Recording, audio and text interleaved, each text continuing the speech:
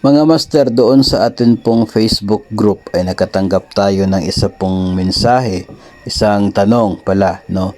Ang maganda kasi sa Facebook group, pwede kang magtanong na anonymous yung lalabas tulad po nito, anonymous member. Pero ito po ay naka-public at nakikita ng lahat ng miyembro ng ating pong Facebook group. At ang kanya pong tanong ay nagtataka ako bakit ganito yung sitwasyon.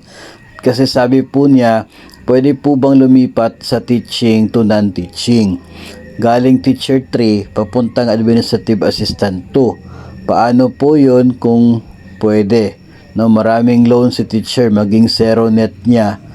Net na siya kasi katumbas kasi ng AO2 ang teacher 1. So, nagtataka ako bakit nagtatanong itong sender kung pwede ba na mag-transfer from teacher 3 to administrative assistant 2. Napakalaki pong mawawala kung ganito po yung sitwasyon.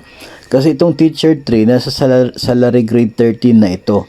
Tapos yung gusto niyang lipatan administrative assistant 2, salary grade 8. No, so napakalaki po na nawawala doon sa sender, doon sa teacher na gustong maging isang ADAS 2. No, siguro ay napakalaki po ng kanya pong rason, napakalaki ng kanya pong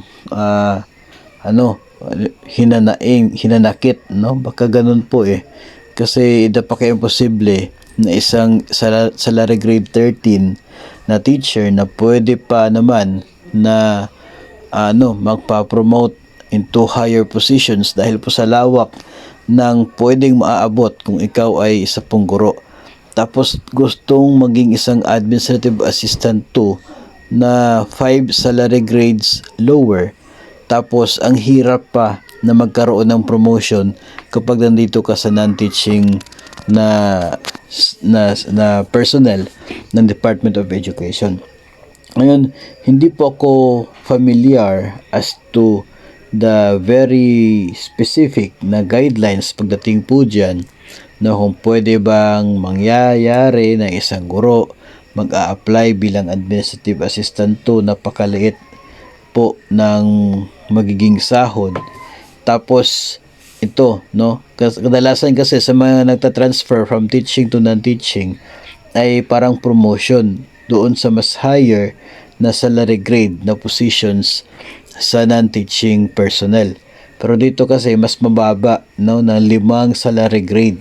Kaya medyo naguguluhan ako ng konti. Siguro napakalalim ng rason kung bakit gusto ni teacher mag-transfer to ADAS 2. No, I'm not really sure as to kung ano po yung guidelines, kung papayagan ba yan ng inyo pong personal selection board na ikaw ay ma-hire bilang isang ADAS 2 kahit ikaw ay isang teacher 3. No, and if ever man na mangyayari po yun, ay talaga pong napakaliit ng inyong magiging basic pay, kaya pwede talaga na magkakaroon ng malaking undeducted obligation sa inyong pong payslip dulot po ng pagbaba ng basic ninyo na sahod.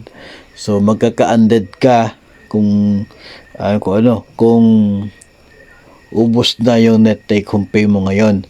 No, kung yung kasalukuyang salary grade 13, 5,000 na lang yung net take home pay, kapag naging salary grade 8 ka, ay napakalaki na magiging undeducted obligation mo sa inyong payslip. And yun po ay obligasyon mo pa rin sa mga bangko na hindi po makakadeduct.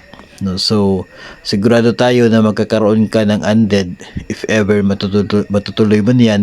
Pero as to kung pwede ba, no, kung pwede bang ma-hire ka as ADAS 2, depende po yun sa inyo pong personal selection board kung ito po ay kanilang papayagan at kung ito po ay hahayaan nila na mangyari, no. So kasi kung pwede naman talaga ay